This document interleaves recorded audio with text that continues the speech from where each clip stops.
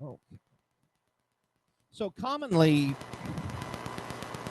I think this is a great panel because I think in business, a lot of times we have to interact with the C-level. And personally, from my experience in dealing with the C-level, it's a challenge because it's a different language altogether.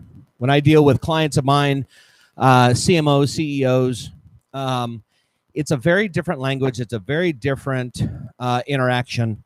And being an executive and having to have those discussions on other topics, not deliverability, but other topics, I always struggle with this. And so what we wanted to kind of is, in your experience, how do you talk to the C-level? Is there a difference of language and type, and how do we teach that to marketers, right? And so my perspective is the CMO, right? So I interact and I know how to talk to that level of executive, but it's about for us to discuss really how have you in your experience been able to do that successfully? What advice can we give? And then I'm going to throw out some kind of role playing of pretend I'm the CMO. How would you talk to me about that, right? And let's see how you score and how if I put myself in that mindset, can I understand what you're saying? And this is for everybody. This isn't just for these guys on the stage, but really when you talk to that C-level person, you have to level up your game. You have to change your kind of your style. So that's what we want to talk about today. But first, let's introduce everybody and who you are, where you're from, and what company you work for. Hello, everyone. My name is Ricky White. I've been in email for about 13 years. I am originally from North Carolina by way of Orlando. So I drove down just a few hours to catch some more sun.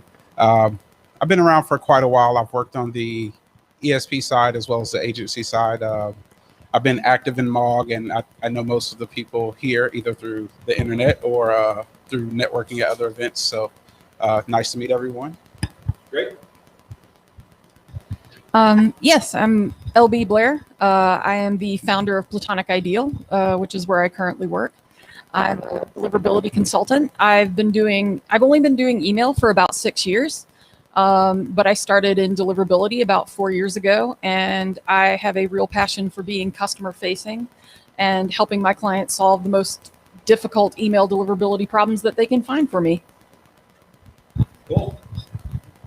So I'm Tanya Plaza. I've been in the industry since 2008 and really active in the community since around 2012. I currently work for Digital. I head up their deliverability and anti-spam efforts there. So yeah, happy to be here. Cool. All right. First question is, how do you, if you in your job have to talk to a C-level person, how do you change that conversation? What do you kind of prep yourself for? I think when we talk to marketers, it's fairly easy. It's like, let's get into the weeds and let's talk about, you're getting blocked on this and you're in this trap and blah, blah, blah. But you're talking to a C-level person. How does that change your conversation? Anybody, whoever wants to go first is fine. Do you want to, Tanya? Or you, go for it. I'll jump in. So I work with a lot of startups. So often I'm talking directly to the investors who have zero clue about deliverability. They just know that they have a problem that their email is not getting to the inbox. And kind of one of the things that I really do is I try to keep it very high level. I also try to follow the method of giving a short answer and then follow it up with a longer answer. Because you got to give them the short answer to kind of frame things first. And the other thing that I always try to do is I always try to bring it back to revenue. Like I try to bring it back to the financials. Like I actually have a degree in accounting. So I bring it back to the financials and speak to, how this impacts their cash flow, how this impacts, the balance sheet in a way, because your digital assets are valuable. And if you depreciate the reputation of them, then that ultimately is reducing the value of your digital assets. So I try to make the conversation very value-based as far as it goes. Okay. Tanya? Yeah, to add to that, it definitely comes back to bringing the conversation to the revenue place and speaking at it from a high level, taking some of that detail out that you would use when you're talking to the day-to-day marketing customer that I work with. A little bit from the perspective of speaking internally to C-level, it is very important to be able to balance the conversation around what is needed for reputation, deliverability, keeping .digital safe, along with what's best for the business, and really being able to equate making the right best practice choices to revenue growth and making sure the business is succeeding and our customers are succeeding. And even though some of those decisions are hard or seem negative, they're actually going to help the platform in the long run and our customers' growth in the long run as well. For me, it's less about deliverability and just more about managing people. But at the end of you want to focus on what matters to them, not what matters to you. Because I know in deliverability, what matters to me is inbox placement, balances, all of the superfluous stuff that's honestly just for me. So when I'm speaking to a C-level person, I want to make sure I dumb it down to whatever they want, how they want to receive the message, because some people are highly technical, so they're not going to be satisfied with a very simple high-level explanation. Some people are going to want to just focus on the metrics that matter, which is money. So you just have to, number one, you get a feel for the people that you're working with, the C-level person that you're dealing with. Get a feel for what they want and what they're trying to achieve, and you speak to them from that place. Because if you speak to everyone from a deliverability standpoint, they're going to be confused. Right. I mean, the word deliverability has only been around actually it still gets flagged in Google for most people. So it doesn't exist like that. Most people aren't going to be super familiar with it. So avoid everything that would get them worked up, that would, bring emotions into the conversation. Focus on what's important and help them to see that you have the solution. Yeah, and that's just. I think you all had great answers. I think from the you each touched on, I think what's important. I think if I put myself in a boardroom, right, when I'm talking to somebody that I don't know all the details, right? So if I forget all the deliverability stuff I knew over the last 20 years, right? What I commonly will find helpful when talking to C-level people is answer the question they asked you, but don't go beyond that, right? Give them the details and let them dig deeper if they want to. Most C-level that I've talked to at enterprise companies, they want their question answered and that's it. They don't want a nauseum a discussion of the intricacies of a IP address, right? And so generally what the C-level is, and I would say that before you have those conversations, what I have always done is talk to the staff about what kind of a C-level person that is, right? Get your intel, get your background. Is this a facts person? Is this a bottom line person? Is this do they know a lot, know a little, whatever? And you come in educated as in terms of how to talk to that audience. But answering the question that's asked is always helpful because they just don't care, right? It may just be as simple as email and AOL and all those groups, they make up their own rules. And so deliverability is about helping us understand those rules.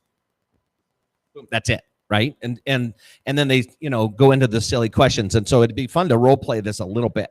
So pretend I'm the CMO and I'm meeting with you and you're in a meeting and he says, why can't I go in to the primary tab? Why do I always, our emails always go to the promotions tab? How do I solve that? Because I want to be in the primary tab. So let's go through and see how you would answer that to a CMO. And I'll start because you're just itching to get in there. All right, try it. This is a frequently asked question. So yeah, the response would be the intended behavior for Gmail's platform is to not put you in that tab and to focus on how to maximize the data that you have, the recipients that you have in the proper tab where that email is intended to land. I could stop there. But also if there are other questions, I could go into further detail around why focusing on getting into the Gmail inbox tab, not the promotional tab or one of the other tabs, is not a productive focus of time. Yes, effort. LB, what do you think? Yeah, I think trying to get promotional emails into the primary tab is like trying to ice skate uphill. Like, it's essentially just not going to work. Gmail's intended behavior is that promotional emails will be filtered into the promotional tab.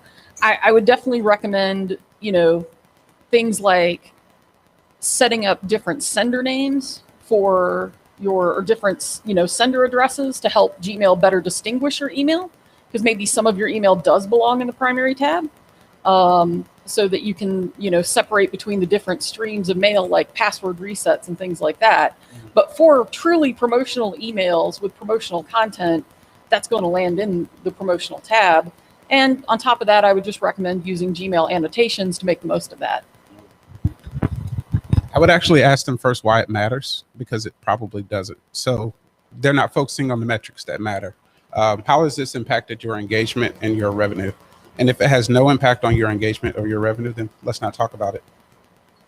I think an CMO might eat you for lunch. No. Let's The funny thing is that I've worked with people like L'Oreal. I've worked with people all over the industry, and everyone loves those answers, because at the end of the day, the people above them want to know how much money is being made, right?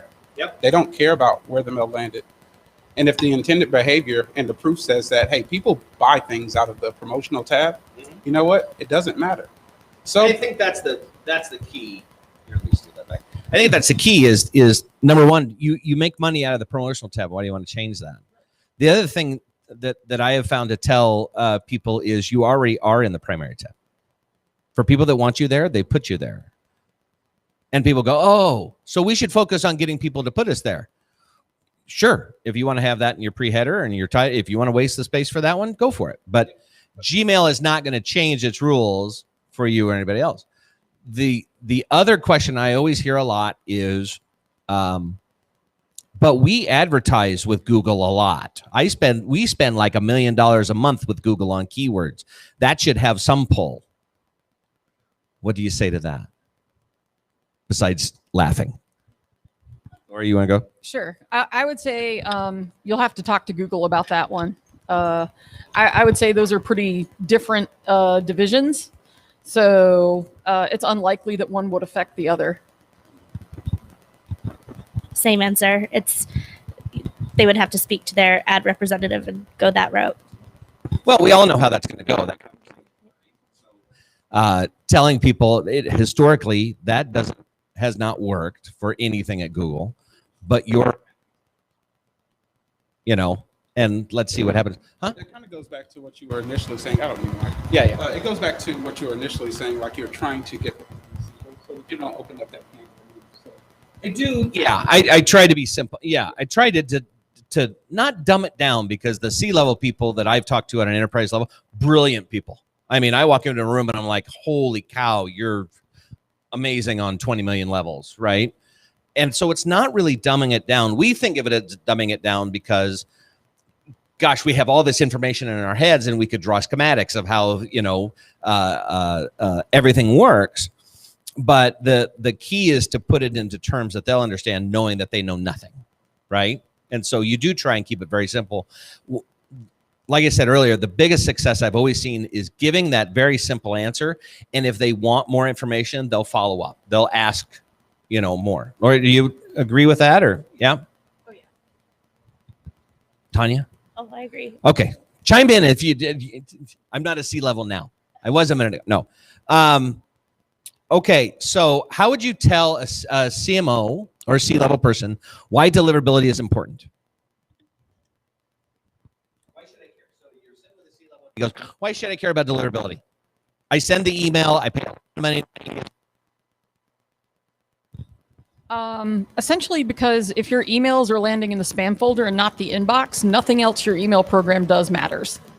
Like, nothing else you're doing right in the email world is going to matter if the emails are landing in the spam folder, because the majority of people are not going to see them. It's almost the thought of you can do everything right and still have problems. 100%. Yeah. I look at it as like having an attorney on retainer. So you never know when you're going to make a mistake, even if it's unintentional. So it's important because you just need that person, that insurance policy in place. And I think that is what I have used for years when talking to people that don't understand deliverability. I'll say you have business insurance, right? You have errors and omissions insurance, right? Deliverability is email's version of insurance, because when it goes wrong, you don't have the time to spin somebody up. We can have somebody on consult and come in, and when things break, they can fix it. But it's better to have somebody on staff that's always looking at it, always focusing on it, and a true professional. And we may pay them a lot of money, but the one time that we have a problem, that money is all going to pay off. And in my experience, it's not if there's going to be a problem; it's when there's a problem. And that's a great point. That's a great point. What's been your best way to sell your services into companies? Think bigger companies, right? Or companies with multiple decision makers. How are you explaining? Lori, you mentioned earlier that you work with a lot of startups and a lot of founders and that kind of stuff, right? How do you walk in? People know Constant Contact, or MailChimp. They may not know the intricacies of the email ecosystem. How do you sell that? How do you work with them? Yeah, so typically what I do is I have them explain their situation to me, like what's going on. And then I typically give some kind of speculation on what's probably happening. And usually I'm right. So that tends to, help. I essentially say, well, based on what you've told me, I predict that this is what's happening.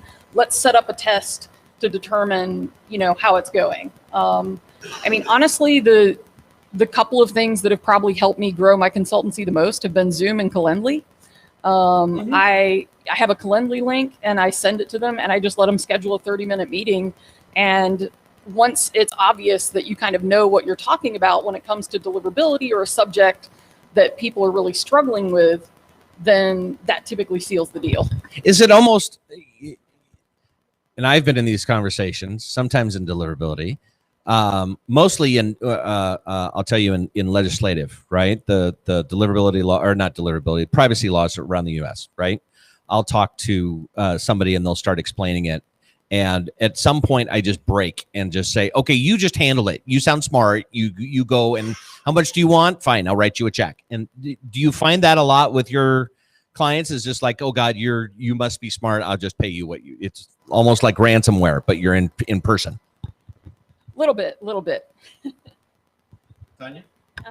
And it's about solution selling, right? So when it comes to talking to and trying to get customers on board to buy deliverability services for whatever the cost, it's they're usually coming with a problem already, and so being able to just present a solution and then let them decide if that's the path they want to go down. But most of the time, if you can clearly present a solution to a problem that's causing them pain, they'll accept the answers that you give them.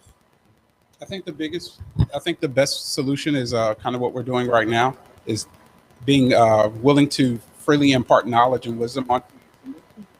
Because at the end of the day, you can tell them every solution in the world, and you may have given your solution away for free, but they're going to come back to you as a subject matter expert for implementation. So not having reservations about, did I give too much away for free? Am I spending too much time on this initial consultation?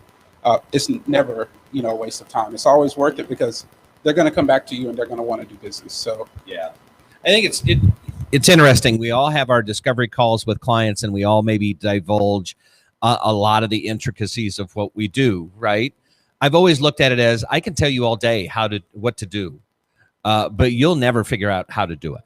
And that's why you hire me, right? If you knew how to do it, you wouldn't need me to be hired.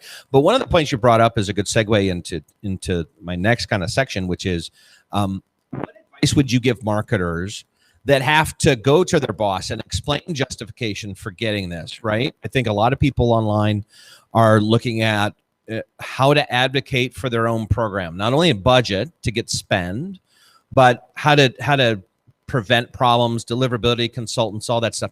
So what advice would you give to marketers on managing up or getting that permission to spend or justification of it, right? And think an organization that's matrixed, that you have a VP and a SVP and a C level that you have to go through, right? What's kind of that advice? I'll start with you. Again, I think focusing on the metrics that matter, knowing what the organization's ultimate goals are for the marketing program. If they're not achieving those goals, which typically is going to be return on investment, prove to them that the changes that can be made will help to, they'll see a real improvement in revenue and performance, deliverability overall. So selling them using the metrics that they know that matter, not inbox placement, not inbox testing results, but hey, if we improve this program, we can grow our revenue by this much over the next 12 months. Would you promise it though? Would you promise the revenue? No, you don't promise the revenue. You just promise implementation of best practices that will lead to better performance. It's like the doctor doesn't perform, well, your trainer doesn't promise you that you're going to get a six pack. He promises you that you follow the right health regimen and you work out on a regular, that you'll probably be healthier, not that you'll have a six pack. So I won't tell them that they'll get a six pack. Well, no, he tells me I have a six pack and then he brings me one of like Diet Coke or something. Right, yeah. And if I want to liquor them up, then that makes it easier. Right.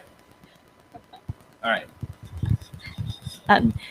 Yeah, so it's about presenting it as to agree with Ricky. It's about presenting it to those individuals in a way that shows the value to them, shows the value to the business, and how the business will see a completion of what the goals they want to reach will come from following the right practices or purchasing the right services to get them to that place. Whether it's an internal or external stakeholder, the conversation is relatively the same. You just approach it differently based on who you're speaking with. You're having a lot of are you selling most of your services, or are they sold when they get there, right?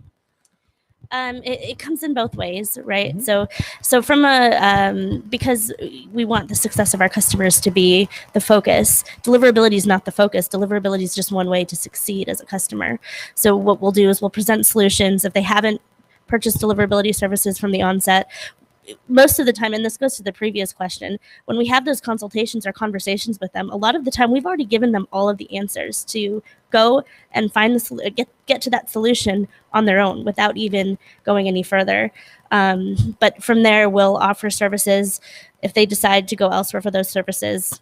While we would love them to purchase deliverability services from us, we just want them to be successful. So if that means they're going to go get that from somewhere else, then we're happy for them to succeed in that way as well. Yeah, because at an ESP level, you really don't care if you have the service or not. You need them to get out of jail because it could affect you at a broader way. Exactly. We want our customers that need deliverability help to be successful, and then those other customers that could be affected by that to be protected. So it's this fine line between, are we selling services or are we helping our customers succeed? And they can both be done hand in hand together.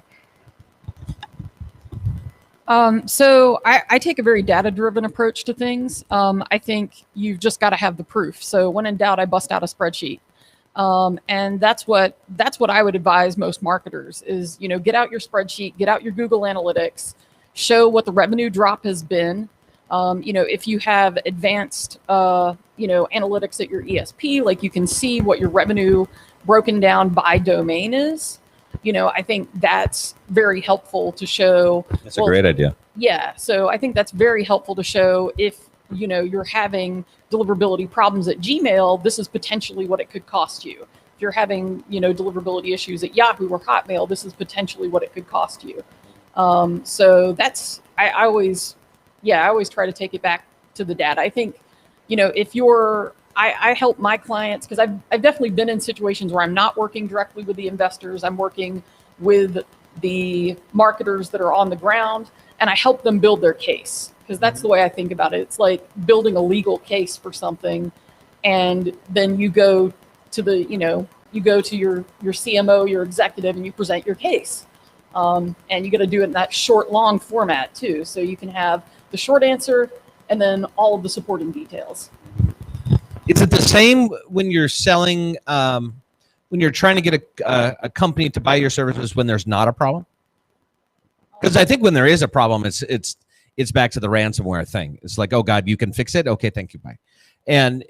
But when there's not a problem, right? When I don't see any issues, how is that sale? And you mentioned earlier the insurance. We talked about insurance. Is that the best way to come into it? There is there are some valid reasons why senators should have deliverability help even when there aren't large problems going on, and it comes down to being able to monitor the data and equate it back to what that success is, and making sure that that success is continuing to be maintained. And if there's some dips, those of us that have been in the industry for a while will be able to look at data and say, there might be a problem coming because of X, Y, and Z. We should be looking at it now and make sure that it's not a larger problem in the future.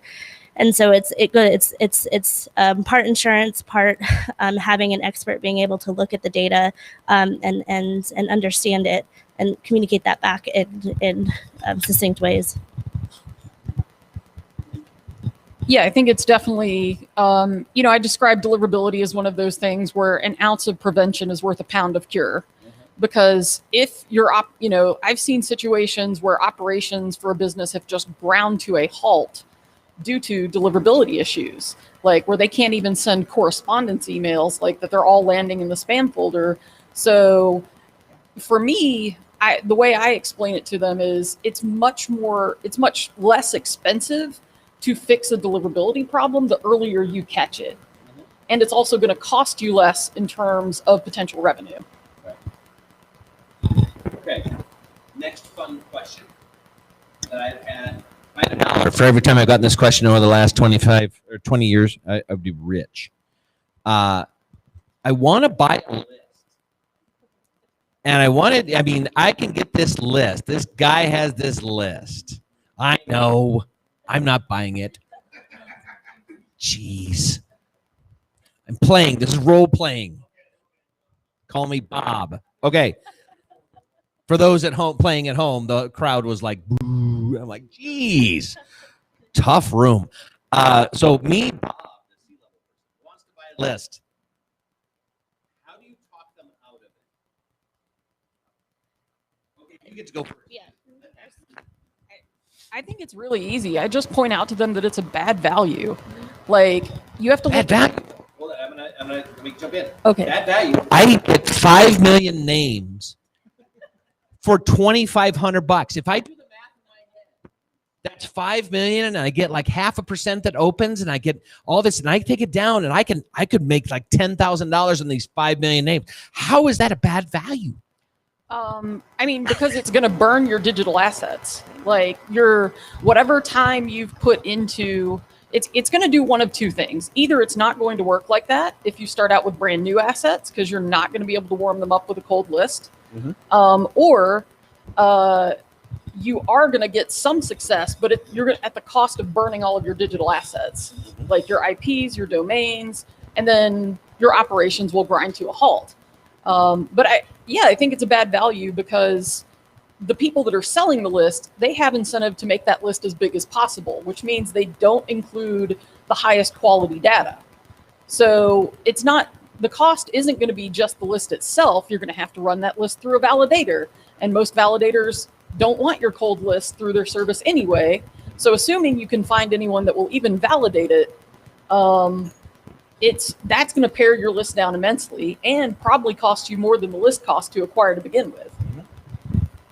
Or about It's about asking, is the potential revenue coming from that purchase list worth all of the rest of the revenue you get from the rest of your digital assets?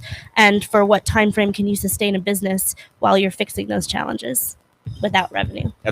Both of you had answers. What do you think? Normally, I try because such a big deal these days. I always try to be what's my focal point from my book. If this causes you impact that you'll simply see people will impact your reputation at and what you do on one day will take you 2 months to repair. So you can spend $10,000 today, and you can tank your reputation, and then you can spend $50,000 over the next month trying to build your reputation, right? Not being able to make revenue. So what's the risk versus reward? No, these are all great answers. No. I'm still going to send it. Let's go. All right. So So I think some of the they're all great arguments and arguments I've used, and yes, they do work. I think when you talk about the broader impact to the rest of the program, it does have an effect, and it does change minds and take them off that path. I think there's a couple other approaches. Number one, our ESP won't let us do it. It's in the terms of service, and they won't allow us to do it. So that's bad. The other thing is really work through the numbers with them, because a lot of CEOs, a lot of C-level people, a lot of even VPs, a lot of executives will do the math, and just like I did at the beginning, right? And I think it's always important to take and redo that math for them. And Lori, you had a great comment, is start with, okay, let's validate these. How many are you going to lose on that? Then let's go down and let's say it's 1/3%. It's this many people are going to click through, and this many people are going to buy, really working those numbers down for them, but showing that, listen, you can have 10, 15 million names. It won't matter. It just doesn't, it won't equate. We had a client, it was a referral from somebody, and they begged me to help them with this bot list, and they spent massive money on it, like over $50,000. Oh no, it was sad, the whole thing. And so I said, we will, but we'll at least help you with so we found him a validation. I tried to talk him out of it. I'm like, you should just call an attorney and not even touch it. You shouldn't. It's just lost. You just made a huge mistake. I'm sorry, whatever. So they hired me for a couple hours to give them advice, and I said, and I worked them through with the math. And I said, listen, I'm going to tell you exactly what the math is on this. And I walked it all the way down to how many sales they could have. And they still went ahead with it. And we parted ways, and they went and did their own thing. But I think there's another part of being a consultant that I think is powerful is, somebody asks you, I want to send a bot list. There's two things. Number one, you can make a decision to get out of the way or to explain why it's bad. And the second one is to get out of the way and leave your business card and say, call me when it happens. Right now, if you're an employee at a company and your boss comes and says this, I think the conversation is still the same way, but your job as an employee is to let the boss know this is what's going to happen. 9 times out of 10, this is what's going to happen, and you'll clean it up when it's done. But some people learn by that experience. Thoughts, comments? Yeah. I think it's something that you run into a lot when you deal with massive companies, because the higher level up people are, that C group, the more weight they have to swing. So if they say purchase a list, the people below them are going to purchase a list. So sometimes you can't avoid that. You just have to figure out the best solution for yourself. Yep. If you're a consulting agency, my recommendation would be to preserve your reputation. Yes. Rather than to risk putting yourself out there, getting involved, and now your name is tainted and you can't come to an event like this. Right. So that would be my advice. The other thing to tell people is how many other people bought that list. You think you're the only one? You think those names are like fresh? I always tell this is the other line I tell people. Oh, okay. So if you want to do this, that's fine. But can I have your personal address to put on everybody on the list he's selling? And they'll go, oh no, I don't want that junk in my inbox. And then you kind of reverse it around and say, well, then why does anybody else? Right? Obi, what do you think? I think that's spot on. Like nobody wants their email on a purchase list. Mm-hmm. And I think absolutely right about how many other people have probably purchased that list. I think one of the things that I've seen is, somebody got, this is back when I was working for an ESP, but somebody got a list from a conference, and that conference, you charged for the list, and fully 50% of it bounced. Like some of those emails were probably like 10 years old. They gave them every email ever collected since the inception of the conference. Mm-hmm. And, especially with B2B emails, there's a high rate of turnover. And it tanked their reputation, it tanked their IP, and they had to spend time building back up. I think you're wrong. I think it's not 9 times out of 10. I think it's like 99 times out of 100. Mm-hmm. Here's how it's going to go. And it's going to go down the drain. Right. What do you think? I agree with everything that's just been said here. I think it's, I'm not sure if there's anything too enlightening that I can add, except for that it's just it's not going to succeed. Yeah. And the one time that it does succeed is going to be a fluke, and there can be no example set by that one time. And if they are, now I have seen this work, if they are dead set on it, say, okay, let's take 5,000 of those names. Let's send to it. See what kind of crap happens. And usually 5,000, 4,000, 3,000, whatever, it doesn't take much, right? But give it a small sample size and say, okay, let's see what happens. And we all know what's going to happen. It all goes into the crapper and we're done with that conversation, right? But sometimes you get C-level that are just, or anybody, any business owner is just set against or set for doing it because it seems so simple. And it's like, well, if it was that simple, everybody'd be doing it. Yeah, I think that's kind of when you have to point out like the sunk cost fallacy, because I think people are, they get invested. They spent like, even if they only spent like $500, they're like, well, I already spent my $500. I have to get something out of this list. And it's like a lesson. Yeah, exactly. A lesson of what not to do with your money. Next question, and this was interesting. I think it came up in a call with a group of friends. We were talking about opt-in, double opt-in, single opt-in, and for those playing at home, yes, if you're in Europe and outside the world, then that usually is an easy conversation. But inside the U.S., how do you talk to people about whether or not they need single opt-in or double opt-in, confirmed opt-in, however you want to describe it? How do you talk to executives to help them understand? If they come and say, hey, should I have an email that they have opted in? For me, it's not a blanket answer because it just depends on your business model. So if you're a good business model, I won't force you to do things that I think would hinder the growth of your business. If you're in a problematic place and you need the assistance and double opt-in is the way that's going to improve the performance of your list, I'm going to make that as the solution. So what advice would you give a marketer that gets that question from an executive? Should they use double opt-in or not? Yeah. I'm always going to tell you, yes, you should use double opt-in. It is the recommended way to collect email addresses, the safest way to collect email addresses. It may not be the way that gets you your list to grow the fastest, but it's going to be the best performing audience that you could send to. To add to what Ricky has said, the gold standard is definitely to use double opt-in, confirmed opt-in, and that is the best option. However, for it all will come down to your point of collection method as well. So to add to what Ricky, all of what you have said is great, but adding on, how are you collecting your recipients and how are you making sure that when the recipients give you their email address, that it's valid and that it's somebody that wants to receive your messages? What other challenges have you, give me an example that we haven't covered already, right? We all have so many years of experience. Give me an example of something we haven't talked about that you think is something we need to talk about. I'm going to open this up. Go ahead. Actually, grab her microphone because I think my batteries on this one is dying. Just FYI. I've been in business for 20 years now. I have millions of addresses. Why should I only send to the people that have opened over the past 12 months and not the other 10 million subscribers on my list? How do I fix that? That's something I run into every day. Although I don't reckon the answer is let's go through and clean up your old list through email validation. Let me verify that these people are opted in properly.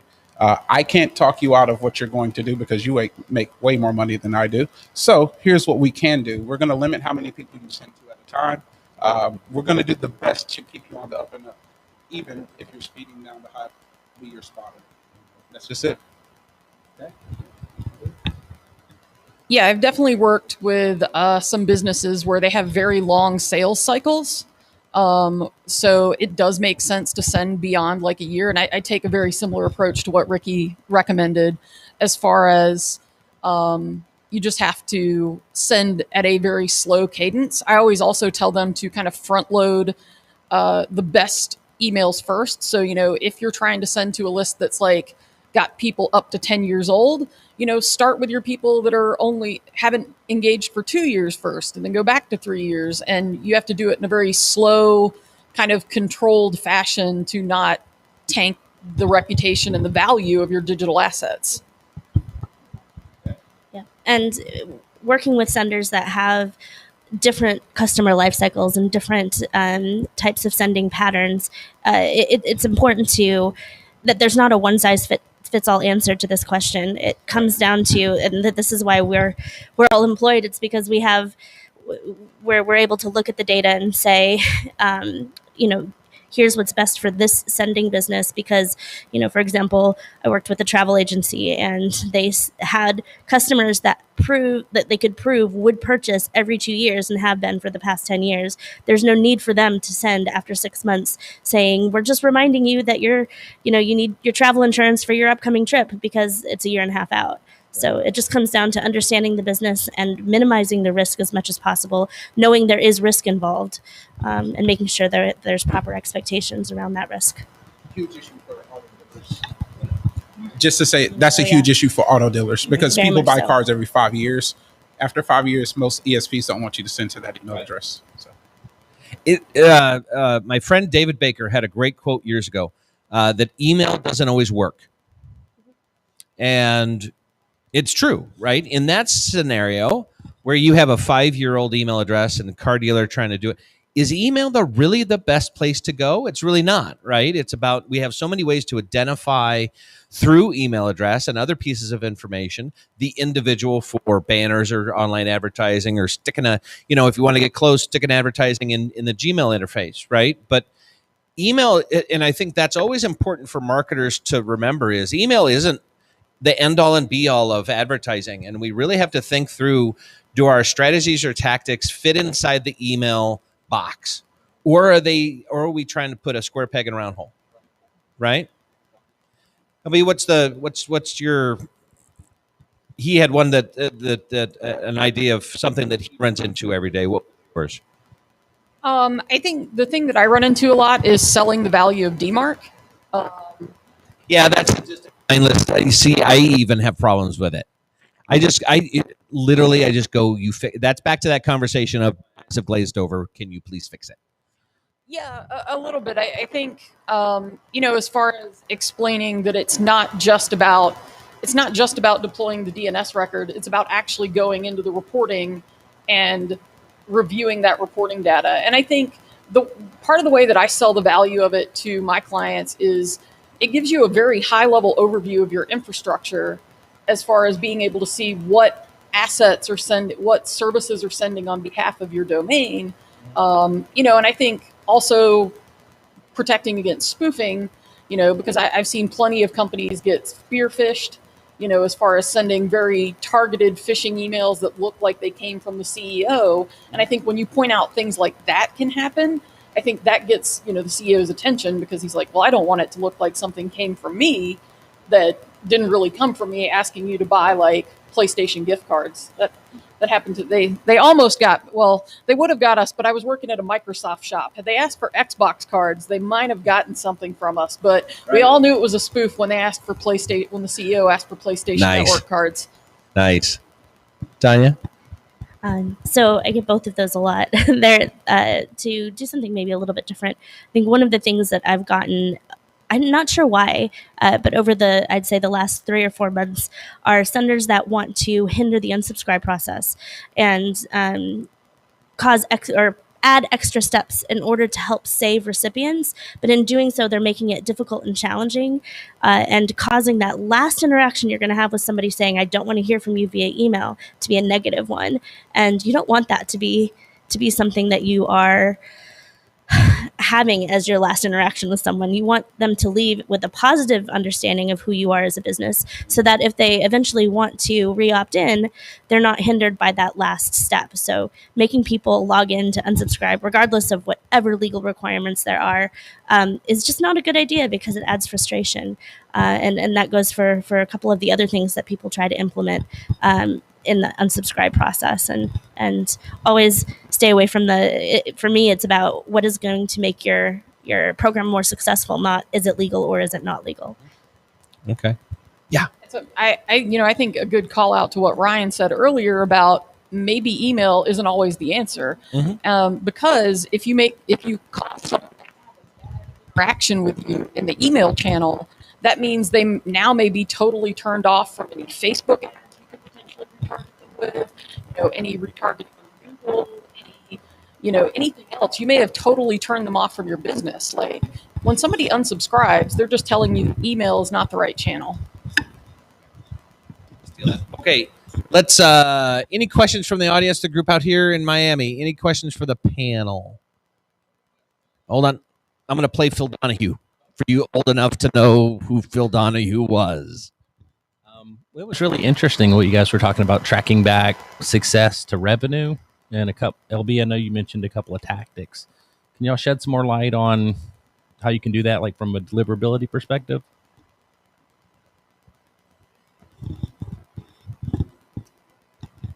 Yeah, for me, it's usually about looking at comparative date ranges and trying to identify like key events. Like, on this date, you bought a list and you sent to it the first time. Let's see, what was your revenue before you sent to the list and what was your revenue after you sent to it? And, tracking, tracking key events like that.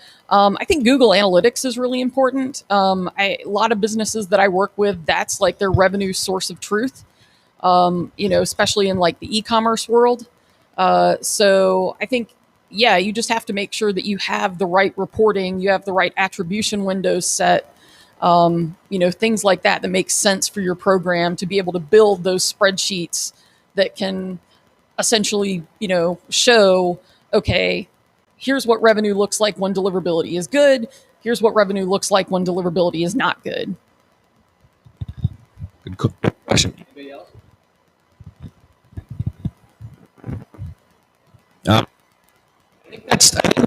I think we've run that one. Thank you all for the advice and the help. I hope I played a CMO fairly accurately. At least I know when I talked about buying a list, I surely I triggered some people in the audience. But thank you all for doing this. If people watching at home have questions, feel free to email people. Great deliverability professionals personally and see how they can help you. But otherwise, we're going to take a break. We'll be back in a little bit. I think we have a networking break here coming up for everybody in Miami to stretch their legs and for people at home to stretch their legs. We'll be back in just a little bit with the rest of the program. So thank you very much. We'll see you in a little bit. Thank you.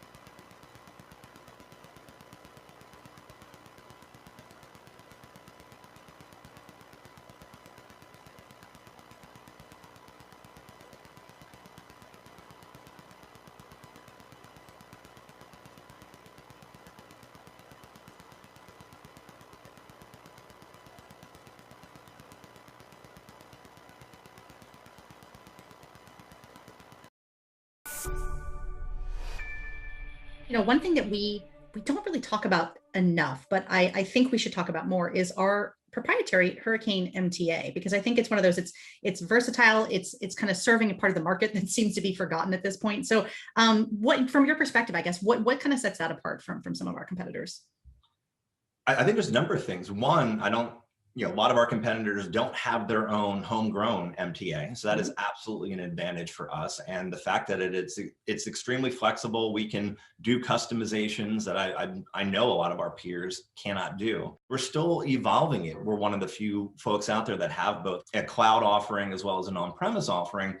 And I think there's a whole world of people that want the cost benefit of what on-prem offers, but don't want the kind of the overhead. And they like the flexibility of cloud and that infinite scalability and that flexibility. And so combining those two things in a hybrid product, I think, is really compelling and something that we're actively pursuing and working on.